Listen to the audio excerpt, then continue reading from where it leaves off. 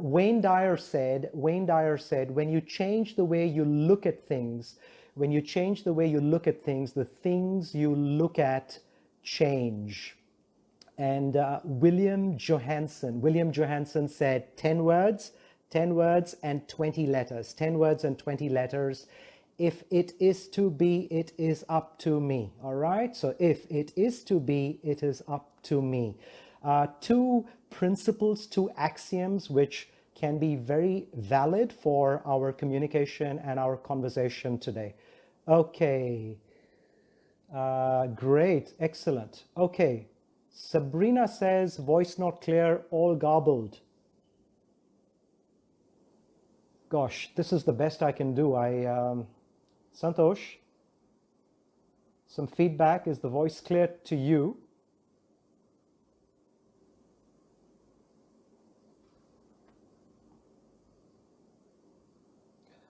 I don't know how to adjust my voice quality, Santosh. What do I do? Santosh says all fine. Okay, Isaac, Anita, it's clear now? Okay, sounds good. Does it still go on and off, the voice, or is it flowing? Awesome. Here we go. Lovely to see you guys. Thanks, Santosh. It's good. For those of you who know me, hi, great to see you, great to be with you. For those of you who I'm meeting for the first time, thank you. Thank you for coming, and thank you for being here. It's flowing well, Anita. Yeah, thank you. And it's a pleasure to make your acquaintance online, albeit. And my name is Arjun, and this is my passion. I do what I love. I love what I do. I am a life coach, a psychotherapist, a speaker, and a writer. And I've been doing this for 21 long years. That's right, 21 years. I started, hi Pandeji, how are you doing? How's things? So I've been doing this for 21 years, and I started when I was 3 years old. Yeah, that's right. And don't we all like to look and feel a lot younger? And I was listening to my mentor's mentor yesterday, and my teacher's name is Basil. Basil is mentored by Jim. Jim passed away through cancer, but Jim's wife Nancy is still around, and Nancy sent a message to a bunch of us, and it was fun to listen to what she had to say. And here's what she said. She said, instead of asking for leadership from other people, be a leader and take charge of the situation yourself. So you take charge, you be a leader instead of asking other people to do their job or get things done, and so on and so forth. Here's what she also said. She said, instead of asking for assurance, give assurance. Instead of asking for attention, give affection, give appreciation, give adoration, and so forth. Yep, absolutely. Okay, so when we're talking about our thinking, so what is this whole thing about? So there's a situation, this event is called COVID-19. It's called the coronavirus, and it's occupying a great portion of our life right now. And we as individuals are operating in the midst of this situation. And there are things that we cannot control. These are called ABCs. ABCs are areas beyond control. So what's happening on the outside, the lockdowns, the quarantines, the isolations, the business closures, the salary cuts, the uncertainty, all of that is an ABC, an area beyond control. Basil, my teacher, taught me many years ago that our thinking is like a television screen, and that's how our mind is. And we just have two channels. There are only two channels on this TV, and the first channel is ABC, which is areas beyond control, and the second channel is AUC, areas under control. Think of two channels. One channel plays football, the other channel plays basketball. Is it possible to watch both together? Well, maybe the technology could allow you to do it, but is it possible to follow a basketball game and a football game simultaneously. It's not, right? It's difficult, if not impossible, to do so. So we can either focus on things that are beyond our control, or we can focus on things that are under our control. And in this situation, this is the big question that's coming up, is that what do we control? What are the areas that I control, that you control, that would permit you to make the best of this situation? And what you do control in this scenario is your thinking. You might say, well, I control my actions, but your actions are controlled by your thinking. And actually, your thoughts cause you to feel certain emotions. So we try to control our emotions and we say, you know, I feel anxiety, I feel frustration, irritation, guilt, depression, sadness, anger, rage, irritation, frustration, and all of that stuff. And those are emotions, but we want to go to the root of those emotions. And the root of those emotions are the thoughts that you think that cause you to feel those emotions. And if this talk today is about anything, as it is for me when I work with coaching with my clients, or even when I train with corporate clients, is all about psychology, is all about thinking. Success is two things. Success is psychology and it is mechanics. Mechanics are your strategy, what you do, how you do it, when you do it, and so on and so forth. Those are the mechanics. Psychology is how you think, and therefore how you feel as a result of that thinking. And it was Zig Ziglar said, and Basil repeated it many times, he said, you know, if you need a checkup, then you usually need a checkup from the neck up. And if there's something that's stinking, then it's usually your thinking. So we got areas beyond control, we got areas under control. Every time you look at the news and you see things going crazy, that activates the channel of ABC, areas beyond your control. Every time you think about what you can do in the time that you have that is prolific and valuable to you, you are now operating in the domain of AUC, or areas under your control. So that's two things, right? So there's areas beyond control, areas under control. Here's the second dimension of that dual choice. Do you spend more time thinking about what's missing in your life, or do you spend more time thinking about what you have? Now, if you're ambitious, you might say, hey, you know, I think about what's missing because I want that, and that's great. But then if you think of what's missing in your life most of the time, and you also think of areas beyond your control most of the time, now that is a recipe for frustration. Rather, if you think about areas that are under your control, and you think about things that you have, what's working for you, you might find that you have a greater ability, a greater capacity to actually maintain a sense of calm and composure. That's right. Santosh says, guys, if you have any questions, feel free to ask. And you can go ahead and do that. I don't mind interruptions, and you can do that. So anyways, quickly summarizing where we're up to right now. We've spoken about thoughts and emotions.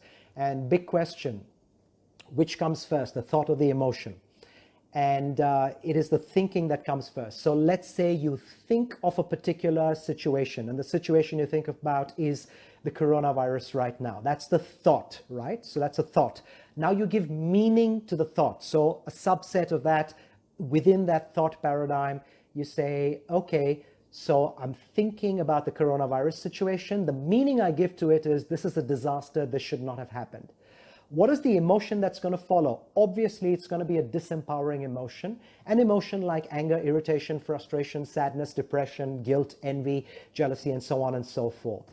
However, if you go back to the thought, and it's the same thought, you're thinking of the coronavirus situation, and you give it a slightly different meaning, and the meaning you give it is that perhaps there is a good reason why this is happening. Perhaps I'm meant to learn something from it. Perhaps I am meant to become better, not bitter, as a result of it. That's still thinking. Those are still thoughts. That is still language that is playing out in your thinking. That now leads to a completely different emotion. And that emotion now that comes from a new paradigm of thinking are the emotions of hope happiness, excitement, contentment, joy, appreciation, fulfillment, sometimes even ecstasy and elation. So we go right back to the root cause, and the root cause is our thinking. And our thinking compounded becomes a belief system. So what is a belief? A belief system, BS, BS. You have your BS, belief system, and I have my BS, belief system. And that's why there's a lot of stink around the world, because there's a lot of BS that's going on, right? So our belief systems are the thoughts that we think, are the meanings that we give to certain situations or different situations. Albert Einstein put it this way. He said there are two kinds of people in this world, two kinds of belief systems. There are people who have chosen to believe that we live in a friendly universe. That's one belief system. The second belief system is people who have chosen to believe that they live in a hostile universe. All right? So these are the two belief choices, the fork in the road that we have as a belief system. So let's say you're sitting in a taxi. Not now, it's lockdown, so don't get into a taxi. Sometime after the lockdown, you're in a cab, and the taxi driver is rude to you. He's offensive, he's mean, he's inconsiderate, and the cab stinks. What's your instant response? The emotional response for most of us is anger, irritation, we get upset, and we want to fight back. We want justice, right? Because I'm paying for this cab ride. What belief systems does that come from? That comes from a belief system that there is hostility in this cab driver. This person intentionally wants to cause me pain. He has no right to hurt me or to make my life inconvenient for the money that I'm paying him. That's the belief system that says we live in a hostile universe. What if we choose a different belief system? What if instead we think and we choose, there's got to be a good reason why this cab driver is behaving this way? What if I were in his situation? I wonder what makes him treat people this way. What if I were also driving a cab 16 hours a day? What if I was also earning a teeny-weeny salary and having to support family back home, and I am in debt? What if we thought that way? Now we would have compassion for the cab driver. We would have understanding, and we would have empathy. We would not have anger, irritation, frustration, and so forth. So the emotion changed because we chose a different belief system. We chose to believe that we live in a friendly universe. Now, in a friendly universe, everybody is friendly, and friendly people also act unfriendlily sometimes. You are a good person who sometimes does bad things. You are not a bad person who does bad things. You are a good person who sometimes does bad things. And the world is full of those kind of people. When you start believing that, you attract more of that to you. And you become more forgiving towards other people's trespasses. All right, so here we are. We've got paradigms to choose from, areas beyond control, areas under control. All right, and we're constantly choosing. What do I focus on? Do I focus on things that I don't control? Things that I don't control are things like the weather, traffic, government policies, your boss, your spouse. You don't control him or her. Well, if you're a man, you have no control over your wife. If you're a woman, then your husband is an AUC. You have complete control. All right. And I say this because I work with a lot of couples. So that's ABC, areas beyond control. When you think about ABCs, things that are beyond your control, you feel disempowered. When you think about things that are under control, AUCs, you feel empowered. So the emotion switches because the thinking switches. Do we think about things that are missing, or do we think about things that we have? When we think about things that are missing, usually there's frustration, especially when the thing that's missing is eluding us consistently. However, when we think a lot about what we have and feel gratitude, appreciation, thankfulness for what we do have, That's a different emotional set altogether. But the emotion changed because the thinking changed. And the word emotion is spelled motion, emotion, energy in motion, energy in motion. So we've got the ABCs, we got the AUCs, we got what's missing and what we have. And now we're starting to get to understand what our belief systems are all about and how we actually learn to reprogram our minds. So here's a question that was asked to me a long time ago. Let's start at the end and then work our way back to the beginning. And the end is the results that you get. So you get certain results. The results that you get are financial results. That could be the money that you earn, the career that you pursue. The results that you get could be the health that you currently have, the level of fitness and your extent of vitality. That's the results. The results that you have could also be the quality of the quality of your relationships, especially your near and dear ones, your loved ones. Those are the results, right? Your finances, your health, and your relationships. Now, how do you get those results? You get those results when you take actions. You do something in order to earn money. You do something to improve your health. You do something to build empowering relationships. Those are actions. There's a lot of material that you can read on what to do. Where do those actions come from, however? The predecessor to the action is the emotion. The feeling that you feel causes you to take an action or not take an action. So let's say you are feeling like a loser. When the alarm clock goes off in the morning, you will not feel like taking the action of getting up and exercising or going for a run. It started with the emotion. But if you do feel good about yourself, you feel empowered, now you will take empowering action. Now you will feel like because you feel like you will take the action towards your health, finances, or relationships, and therefore produce prolific outcomes. All right. So we got actions, the predecessor of action. So we got results. The predecessor of results are actions. The predecessor of actions are your emotions. You feel an emotion, you do an action. So you feel anger, emotion, okay? You shout, action. You feel sadness, emotion. You cry, action. You feel happy, emotion. You laugh, action. All right, so those emotions lead to actions. So we got results, we got actions, we got emotions, and the predecessor to emotions are your belief systems, which is what we were speaking about earlier. And the belief systems are, do I live in a friendly universe or do I live in a hostile universe? Your belief system is tested every time you are in a situation where you receive offense from someone. So if you're in a restaurant and getting poor service, and if you perceive that as offense and you want to get back to the person or have your way or say words to the person who's treating you poorly, now that is a disempowering belief system, which at the base of that belief system is, I live in a hostile universe. If you do believe you live in a friendly universe, now that's the belief system friendly universe. Now, obviously, you don't get upset. Rather, you feel compassion, not anger towards the person who's supposedly causing offense to you. Okay, so belief system, emotion. The action that you take next is an empowering action.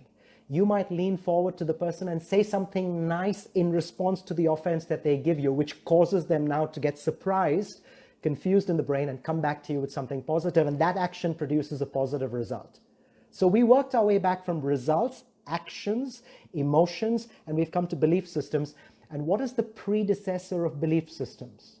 What is the root of your beliefs and my beliefs? Where do our beliefs come from? Your beliefs and my beliefs come from two places. They come from our nature, and they come from our nurture. And our nature is our DNA.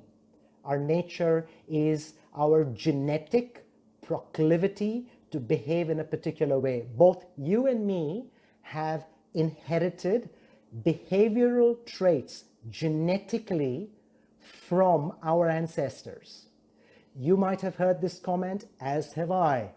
My mother tells me that sometimes I behave like my grandfather, and I hardly ever met my grandfather. In fact, my grandfather on my mother's side passed away even before I was born. And when I lie on a couch, I put my feet up, one on top of the other, and I move my foot this way. And apparently my grandfather on my mother's side would do exactly that. But he passed away even before I was born, so I could not have possibly learnt it through observation.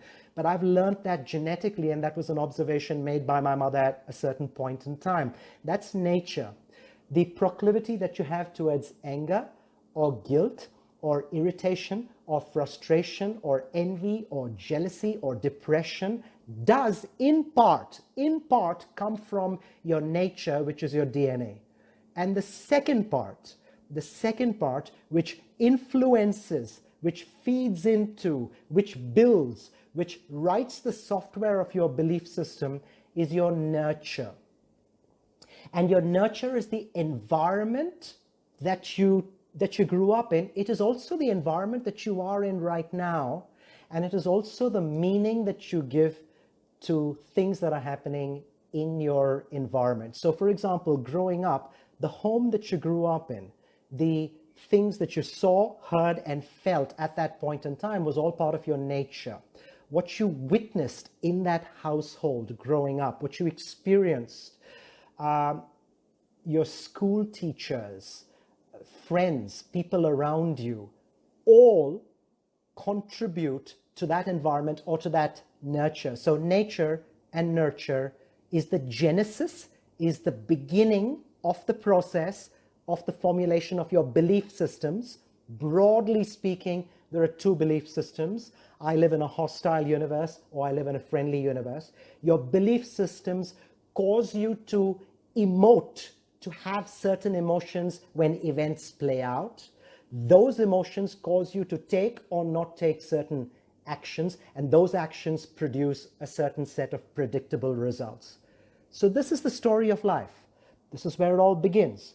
So when I work with folks, coaching one-to-one, or when we are doing training typically, or even when I'm with friends and often even with strangers, if the individual, and I'm assuming you, are interested in changing your results, your outcomes, my recommendation is rather than focus on actions and rather than focus on emotions, let's go all the way back to our belief systems, because you and me have the capacity, we have the ability to change, to alter, to amend those belief systems. And the way we do it is by first recognizing the belief systems that we currently have. And so the next time an unpreferred result plays out in your life, observe the actions that you took that contributed to that result, the emotions that you felt that contributed to those actions, the beliefs that you have subscribed to that caused you to feel those emotions. And a great question to ask yourself is this: what have I chosen to believe? What have I chosen to believe about situations like this that cause me to feel emotions like this whenever this happens? And a curiosity in that regard causes you to uncover, unveil, expose your disempowering beliefs to you. Self-discovery and self-development is all about uncovering, unveiling belief systems that are disempowering, that cause caustic or disempowering emotions, and then move further down the line to actions and to results. So that's where we're at this whole thing. And this is the exciting aspect of self-development, learning and understanding yourself. So this is where I'm at so far. I'm going to take a bit of a pause because I've covered a lot of ground. I've given you a little bit of a model. Okay, Neelam, how you doing? Thank you. Very kind words by you, Neelam. Appreciate it. Would you like to make a comment or ask a question about what I've shared with you so far? And after that, we can go a little bit further. All right, so I'm just going to look at the screen. I can see the comments out here popping up. So would any of you like to either comment or query? Okay, thank you, Mala. All right, that's great. Amazing. Any questions, guys? Come on, ask a question. Or should I ask you questions? How about that?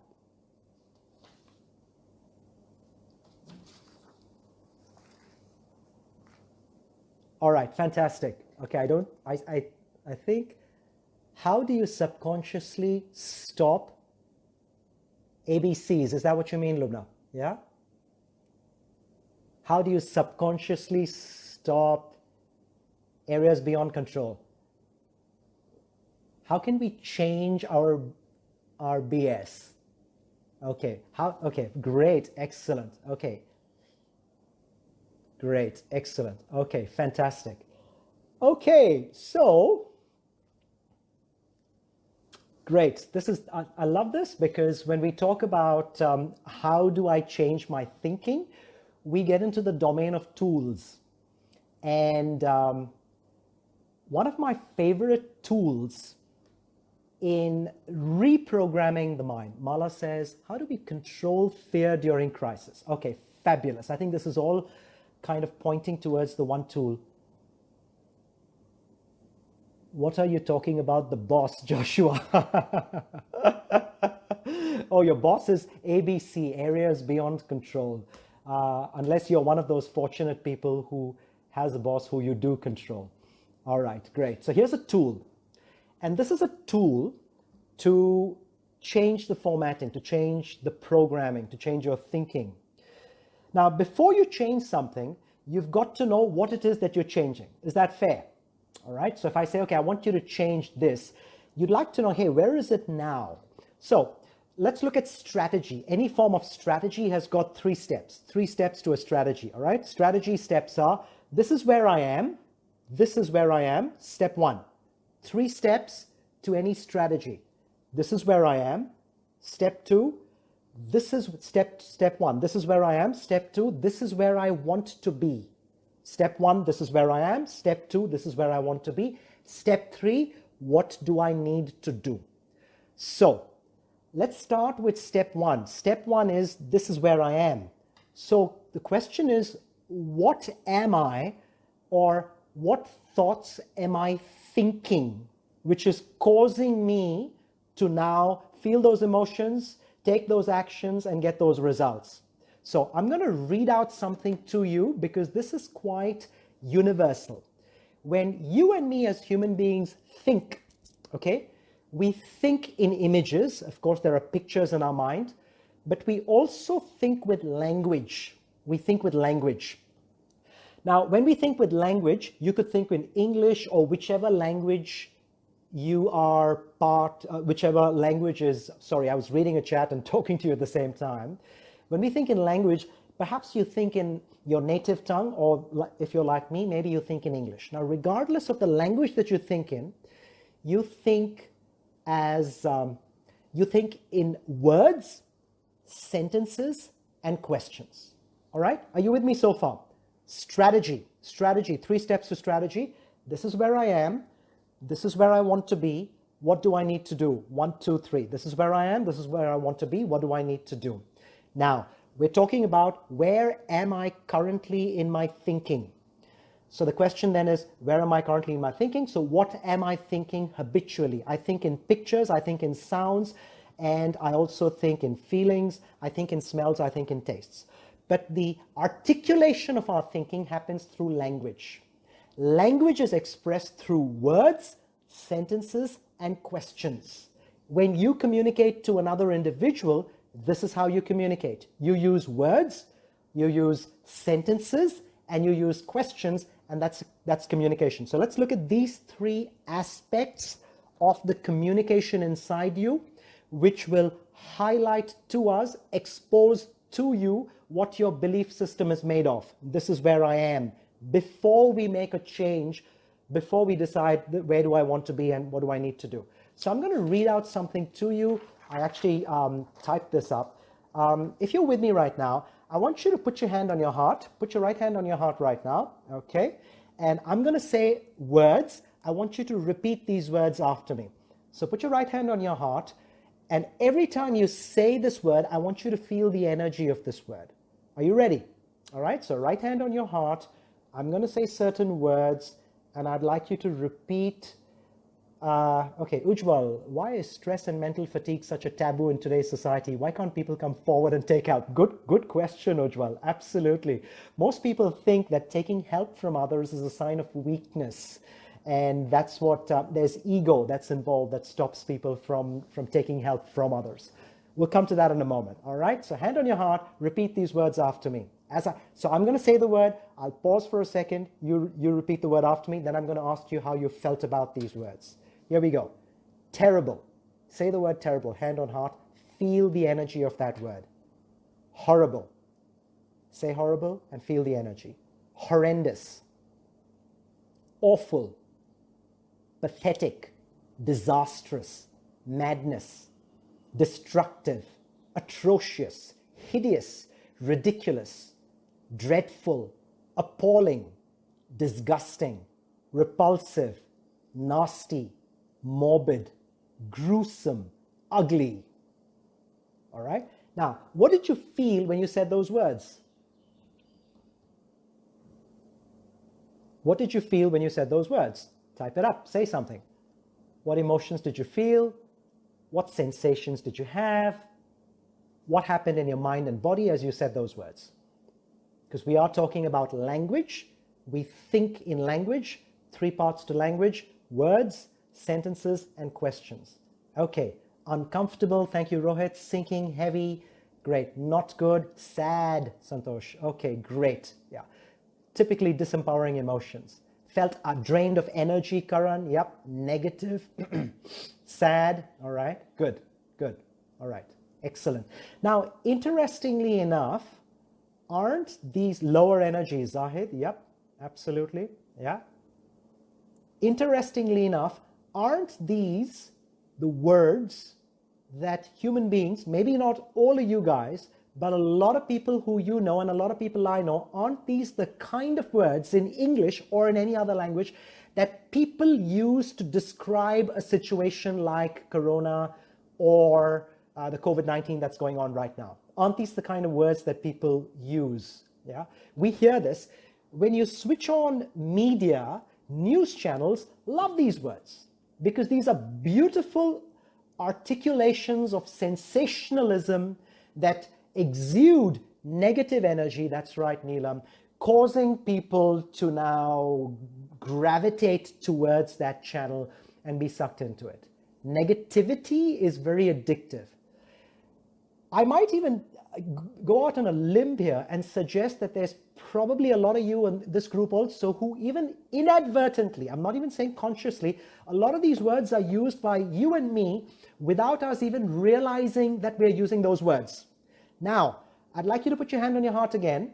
I'm going to say another set of words. And this time, I'm going to ask us to compare the energy that we felt with these set of words to the earlier set of words. All right? So you've given me feeling, I asked you how you felt. You said negative, low, sad, uncomfortable, horrible. Those were the kind of feelings that you had. Now put your hand on your heart, and here are certain words. So I'd like you to repeat these words now. Complex. Go ahead and say the word complex. Yeah, just say the word, hand on heart, feel the feeling, and then I'm going to ask you how you felt. Challenging, interesting, unusual, unpreferred, different, new, unexpected, inconvenient, testing, intricate, atypical. Doesn't matter if you don't know the meaning of some of these words, just say the word. Concerning, novel, surprising. All right. Now, when you say this new set of words, how do you feel compared to the earlier set of words? Do you feel better or do you feel worse? Okay, Rohit said you felt neutral, but I'm asking you to make a comparison. So let's say on a neutral, negative, positive. So that's neutral, that's negative, that's positive. If you felt negative feelings with the earlier set of words, Where are you feeling now? Are you feeling neutral? Are you feeling positive? Are you still feeling negative? Honest feedback, please. No right or wrong answers. What are you feeling with the second set? Better. Okay, great. Excellent. Okay, good. Yeah, fabulous. Positive thought. All right. Mixed emotions. Mixed emotions is a lot better than the negative feeling felt before. Better, better. Okay, great. Fantastic. Felt pragmatic, but better than before. Karan? Yep. Okay, fair enough. Excellent. All right, great. Excellent. Higher state. Thank you, Ro. Fabulous. Okay, great. So now this set of words that we used, the second set of words, can also be used to describe everything that is going on in the world today. This situation is complex. This coronavirus is challenging. It is interesting. It is unusual. It is unexpected. It's new. It's different. It's unusual. It's inconvenient. It's testing. It's intricate. It's concerning. It's novel. And things that are happening around the world are surprising, aren't they? Much better to say things that are happening around the world are surprising than to say things that are happening around the world are unprecedented and horrible. Language. The language that you use is a representation of the thoughts that you think. The thoughts that you think are expressing themselves from your belief systems.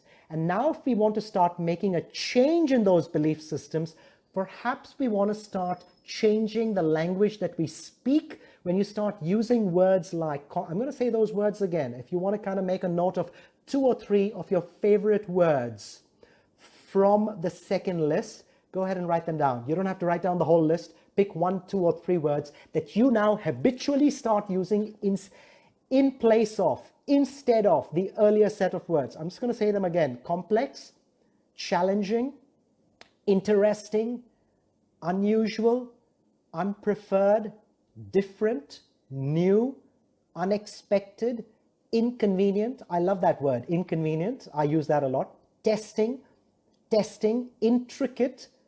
The word intricate means complex, but you can still use it. Atypical. Atypical is the opposite of typical. Atypical. Concerning, novel, surprising. So pick 2, 3, 4, or 5 of these words and incorporate these words into your language whenever you are talking about a challenging issue. And right now there are a lot of challenging issues, right?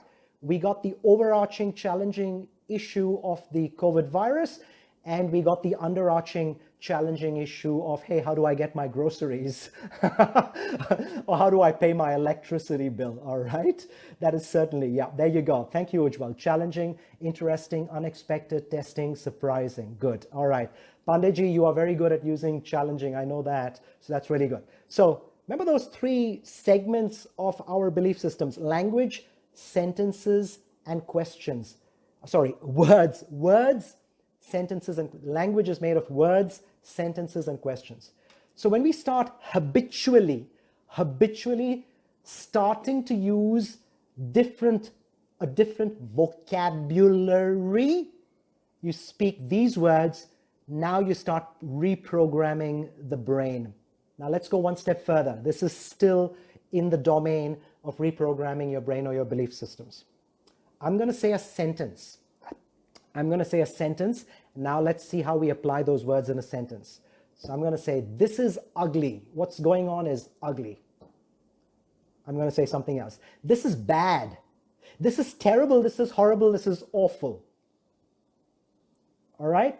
Now the energy of that is very poor, because now that creates a disempowering emotion, but that disempowering emotion is the language that I speak. The language that I speak is a reflection of my belief system. So now, the moment I have a new vocabulary, I want to apply my new vocabulary to sentences, my actual language. Instead of saying this is ugly, how about I say this is unusual?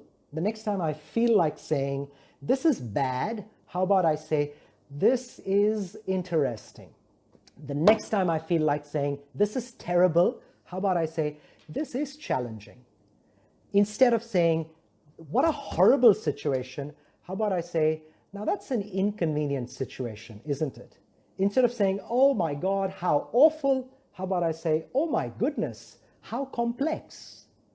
Do you see how now we're using words into sentences? I'm going to share a couple of more things with you. I was coaching this lady And funnily enough, I heard her son, who was about 3 years old, he kept repeating this. He would say, I hate this. I hate him. I hate her. I hate a 3-year-old kid, right? Kept repeating it. Now, where do you think that comes from? Obviously, it's coming from his environment, chatting with his mom. His mom now uses it in her language. That language has been transmitted to her 3-year-old son. So now instead of saying, I hate this, we can say, this is unpreferred. Instead of saying, I hate this, we can say, this is unpreferred. The meaning is exactly the same, but the energy is so different, and now we're starting to reprogram our thinking. Does this make sense, guys? Okay. Here's another thing, a real life situation. This gentleman who I worked with, a couple actually, and they both had a habit of saying this. They would say things like, those people are so stupid. He's stupid. I mean, the guy's stupid. So stupid was a word that they regularly used in their vocabulary. Here's what we changed it with. We changed it with this because they wanted to change. Again, guys, you know what? When I'm working with someone, or if in a group setting like this or one-to-one, I'm not preaching, I'm not telling you that you have to do this, but I am telling you that when people do stuff like this, they change their beliefs, they change their emotions, they change their actions, and then they change their results. So this stuff really works. Instead of saying those people are stupid, what if we say those people are unresourceful? You heard me. Say, wow, that's an unresourceful group of people, isn't it? So we've had people around the world with the coronavirus thing doing crazy things, not maintaining social distancing, and this is happening all over the world, right? So there are wherever you go, you will always find unresourceful people. Instead of saying, hey, wherever you go, you will always find stupid people. Yeah. Hey, there's always unresourceful people around. Okay. Sometimes we say, oh, we are so stupid as humanity. How about you say, we are learning. Instead of we are stupid, what if we say we are learning? Or we are behaving in an unresourceful way. Okay, here's the other one that I've heard during the coronavirus. Arjun, the world is ending. The world is coming to an end, all right? The apocalyptic view, the world is ending. And here's what you can replace that with. Sometimes you don't even say this, but you think it. Yeah, so this is language. Now we're getting into sentences. We did vocabulary. Now we're getting into, yeah, okay, there you go, Rohit. Bird brain people, great. You could follow up by that saying Tweety bird, or, birds are cute. So then you reframe it completely. Instead of saying the world is ending, what if we say a new world is beginning? Instead of saying the world is ending, a new world is beginning. Here's the other thing that I hear. Things are getting out of control. Things are getting out of control. A better way to say that would be, things are off track. Doesn't it feel different when you say things are off track instead of saying things are out of control? Okay? Yeah, all right. So here's the other one. This morning, I spoke to somebody. The person said, because looking at the news in the US, right? This person said, man, this is getting serious. This is really getting serious. So the word serious makes you feel serious. Instead of saying this is getting serious, what if we say this is becoming more and more important? Same meaning, different energy altogether, belief system changing, your language, your vocabulary. This is becoming more important to more people now, isn't it? Yeah, so important instead of serious. Here's the other thing. We deserve this punishment. God is punishing us. We deserve this punishment. Well, instead of that, how about we say, we are being taught valuable lessons. We are being taught valuable lessons. We are being educated. We are being tutored, instead of saying we are being punished. Instead of saying, I don't trust so-and-so. I don't trust this leader. I don't trust Donald Trump, Instead of saying that. When you say that, you feel disempowered because you don't control Trump or any other world leader or any person who's in charge of doing what they're doing. Instead, what if we say, I trust myself? I trust myself. What if you also say, I trust the grand plan? I trust the grand plan. what if you also say, I trust the actions of good people. I trust the actions of good people. A couple of more things, all right? So the market is dead.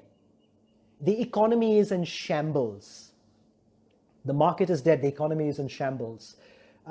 Common lingo pervading our airwaves and our consciousness at this point in time. Instead of that, what if we say, I wonder. I wonder what the new market is going to look like. I wonder. Now we know it's going to be different. It's going to be changed. What if we're curious about what the new market is going to look like? I'm curious. I'm curious what shape will the new economy take? I'm curious what shape will the new economy take? Yeah, Megha says the world is in reset mode. That's beautiful. Look, you guys can come up with great things. I'm explaining the concept to you, but many of you are actually already using these language patterns. When you deliberately alter your language patterns, you are now changing the programming. You're changing your BS into a better quality of BS. The market is going to get creative and innovative. Fantastic. Absolutely wrong. Yeah, whatever works for you. I'm putting ideas. I'm giving you a buffet of ideas. Use what works for you or create something that inspires you. A list of questions here. What are the new market opportunities? What are the new market opportunities? What are people and companies looking for now? What are people and companies looking for now? Who is buying and what are they buying? What new industries are being birthed? What will the new economy look like? All right, I like this one. What skills will be valued in this new environment?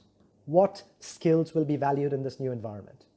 What new knowledge will add value to me and to others? And this was a question which I coached an entrepreneur to start using in the middle of this COVID virus. And this is the question that him and me, he's a business owner, all kind of stuff going on. And here's the question. I call this the audacious question. Here's the audacious question. How can I cut costs, increase profits, help people, and have fun in the process? Let me say that question again. How can I cut costs, increase profits, help people, and have fun in the process? All right, questions. So we started with, hey, how do I start thinking differently? How do I go from ABC to AUC? How do I start altering my belief systems, my thought paradigms? And we discovered that we think using language. The language that we use has words. Words are vocabulary, sentences, and questions. We looked at changing those words that we habitually use to start changing the programming. This is just one tool. There are many, many tools. So you change the words, you start replacing disempowering sentences with empowering sentences using a new vocabulary. And then finally, you ask empowering questions. So we're actually at the top of the hour. We're at 6:04. I am cognizant that we started a little late though. So would it be okay if I just go on for a little bit longer? And would you put a number out there saying how much longer can you stay? So go ahead and just type in how much longer you can stay. And I'm just going to take the average of that. And I'll conclude this talk because I know you've got things to do. Yeah.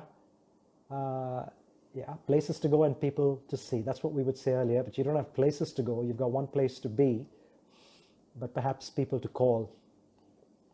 Because I'd really like to talk a little bit more about questions, and I'd like to leave you with some very powerful questions that when you ask yourself these questions, it really helps to reprogram your mind. You could also type out these questions, have them stuck up, and repeat them. Thank you, Girish. Okay. Thank you, Wenzel. Okay, Anita says 15. Thank you, Anita. Okay, great. Zahid, I love you for saying 1 hour, but let me honor, thanks. Okay, 15 minutes more. Great. So I'm looking at the clock. It's 6:05. I'm going to wrap up at 20 past, right? 20 past 6 is when we kind of conclude. And you guys are connected to me anyway, so even after, we can continue to interact. So let's once again, strategy, this is where I am, this is where I want to be, what do I want, what do I need to do? Excuse me. This is where I am, this is where I want to be, what do I need to do? This is where I am. How do we think when it comes to questions? Here are questions that human beings, you and me, habitually think and very often even speak. I'm going to read out these questions to you. If you're guilty of asking these questions or saying these questions in your head or saying it out loud, please be honest and type in the word guilty if you are guilty of asking these questions or saying these questions. All right, here we go. Why is this happening? That's a question. How long will it last? Now notice the answer to these questions cannot be positive, right? Because you don't know how long it's going to last. You don't know why it's happening, but you still ask an empowering question and the answer is very often a disempowering answer. What is the government doing? What is Donald Trump doing? Oh, he's entertaining. I always bring him into my workshops and coachings. What's happening to the market? How will the economy ever recover? Guilty. How will I ever survive? All right. Honest guys. Yeah, I want some more guilties. Okay. Whose fault is this? Sometimes you ask this question directly or indirectly. Sometimes you don't even ask this question whose fault it is, but you say it's because of him, it's because of them. And you assign blame to an individual or to a group of people, which is again an ABC. Remember, it's an area beyond your control. And whenever we think about something beyond our control, now we feel frustration because we don't control it and we would love to be in control of our lives. Do you get that? Okay, thanks for your honesty, Anita. All right, great. Why did they do it? Why did they do it? If you see somebody on TV do something unresourceful or unpreferred, you say, why did they do it? Or you say, why didn't they do it? So you blame a political leader for not starting action earlier. How can people be so senseless? Question, that's a question that you ask. You ask the question, your subconscious mind repeats it, that affirms your identity, a repetition of language in the form of words, sentences, and questions is an affirmation of who you are and your identity. And that's your personality, and your personality creates your personal reality. Your personality creates your personal reality. When will this ever end? When will this ever end? Will this ever end? Is God punishing us?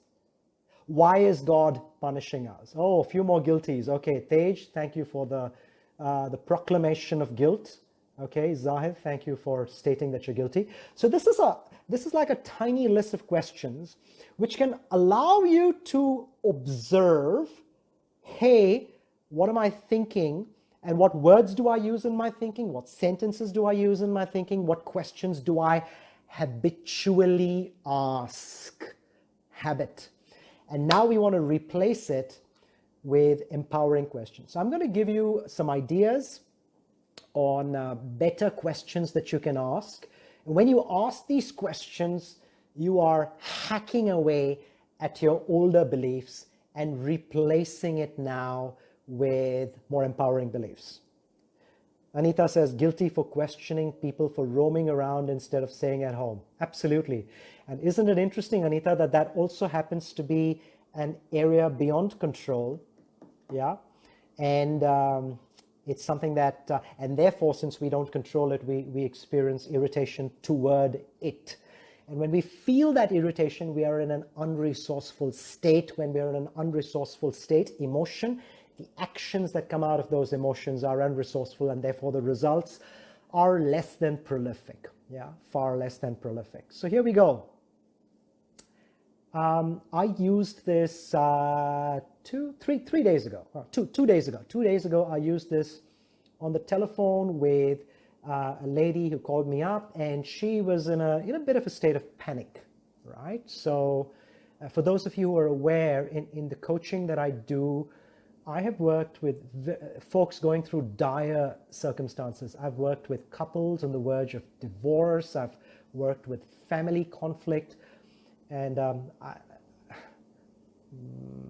worked with four suicides. So I was going to say five, but the fifth one was not a bona fide suicide because I called his bluff on it. But I've worked with four people who've been suicidal. So I use questions like this. This set of questions are questions that you can ask yourself, or you can ask somebody else whenever they're feeling down. And here are the questions, 5 questions. Question number one. And let's say you're doing it with yourself. So this is self-coaching, questions that you ask yourself. Whenever you feel anxiety, stress, irritation, tension, anger, and out of control. Question number 1. What exactly am I feeling now? Question number 1. What exactly am I feeling now? William Shakespeare, in his playwright Hamlet, said, above all, to thine own self first be true. All right, so the highest form of truth is truth to self. Question number 1, what exactly am I feeling now? And be honest. If you feel like crap, say, I feel like crap. What else am I feeling now? Expand part of that same question. Oh, I'm feeling irritated. I'm feeling anxiety. I'm feeling afraid. I'm feeling fear. I'm feeling anxious. I'm feeling guilty that I'm not able to do anything about this situation and I can't help my parents, my children, my family, my friends. I'm feeling out of control. I'm feeling frustration. I'm feeling rage. Above all, to thine own self first be true. What exactly am I feeling now, and what else am I feeling now? Ask the question, answer the question. Take a few moments to complete answering that question to yourself. What am I feeling now? What exactly am I feeling now? What else am I feeling now? Wait a few moments until you have articulated the response to this question before you move to question number 2. Remember, question 1 is what exactly am I feeling now? And part B of question 1 is what else am I feeling now? So Santosh, these questions are for when you actually feel disempowering emotions. When you feel happiness, that's great. But I'm talking about a tool that you can use, questions, language, belief systems, to get out of anger, irritation, frustration, guilt, and so forth. All right? But thanks for asking. Question number 2. What are the thoughts that make me feel these feelings? What are the thoughts that make me feel these feelings? Keep some space between the asking of question number 1 and the asking of question number 2, because you want to allow yourself some space to answer the first question before you ask the second question. And the second question is, what are the thoughts that make me feel these feelings? And now answer, oh, well, what am I thinking? I'm thinking that this person is doing this wrong. I'm thinking that I'm going to lose money, time, relationships. I'm thinking that this is not going to end well. I'm thinking that, and so on and so forth.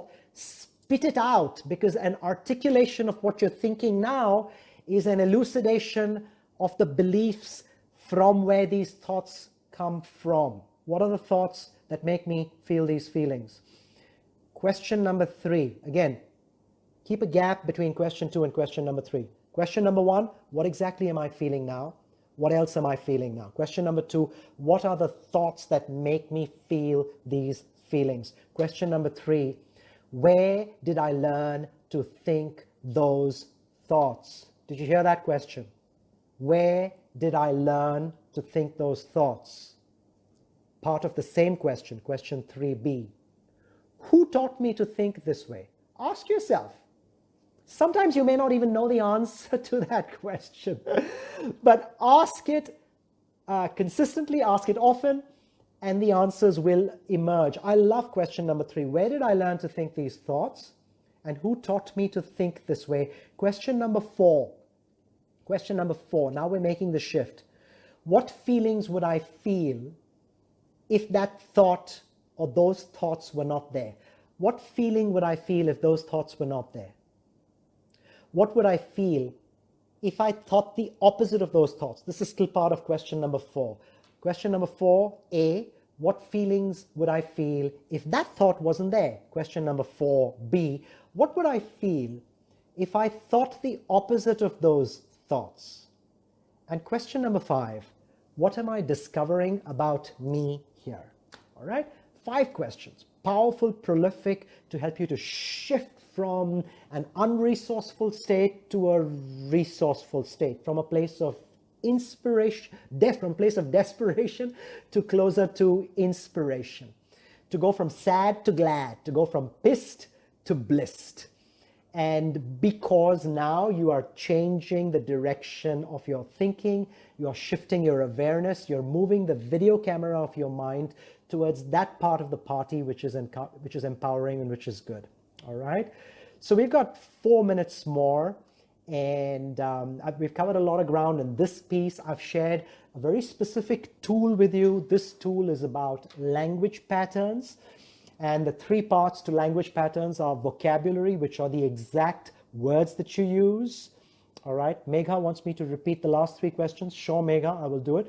Also, Megha, if you write to me on Facebook Messenger, dear, I'm more than happy to send you like a Word doc, or just put it on the chat. All right. Let me do that. I don't want to kind of get in and do it right now, but and this is open for anybody. If there are certain aspects of this talk that I'm from the stuff that I'm using, the set of words, the set of sentences, or the set of questions, please just drop me a line on FB Messenger, and I will be more than happy to send it out to you. All right. So we spoke about the words, which is your language. We spoke about utilizing those words in sentences. We observed how we habitually use certain sentences. Then we moved to questions. A lot of us pled guilty to disempowering questions that we habitually ask ourselves. Very often, culture, society causes us to use language of this sort. Bawaskarji, send me a message on Messenger. I will send you the whole list of questions. Okay? Yeah. Question number 5, you say, what am I discovering? What am I discovering about me here? All right. And then finally, we spoke about empowering, disempowering, and empowering questions. So, so this is the whole thing. Gosh, I am barely 2.5 pages into my notes, and I've got 16 plus pages of material here. This is just one tool. There's a whole bunch of tools. For those of you who would like me to do this kind of a program again and share with you a couple of other tools, the other tool that I share with folks who I coach is a tool called Box Breathing. BOX, Box Breathing. That's a very prolific, a very powerful tool that I've used with people.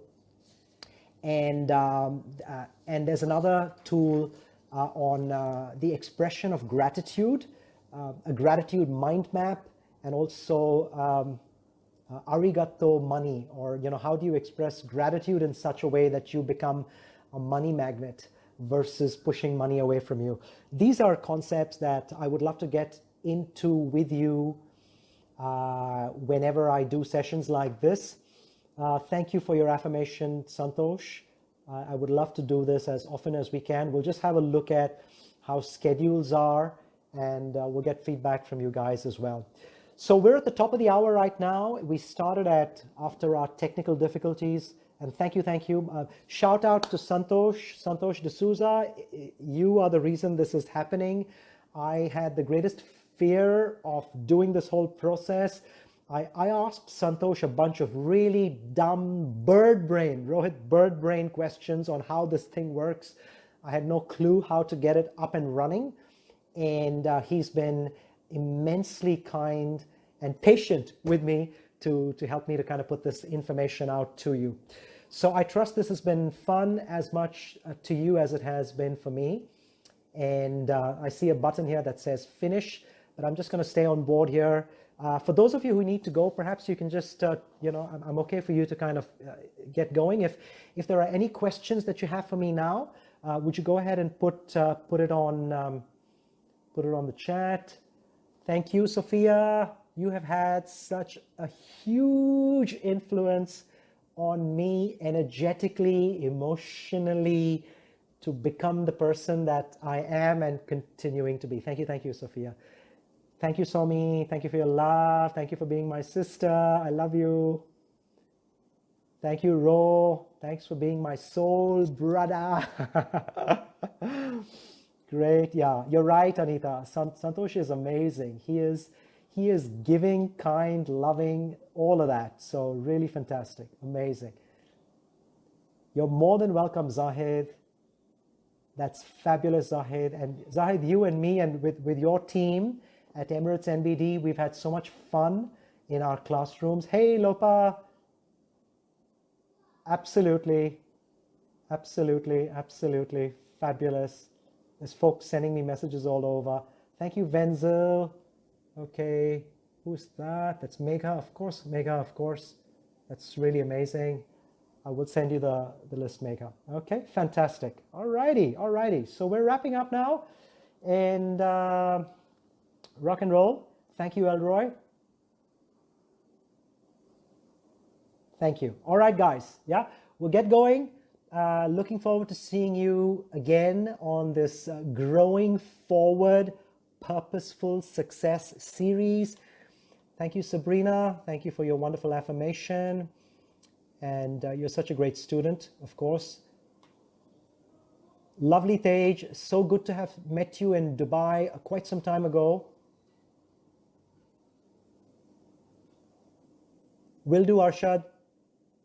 Love to Urvi. Love to Miha.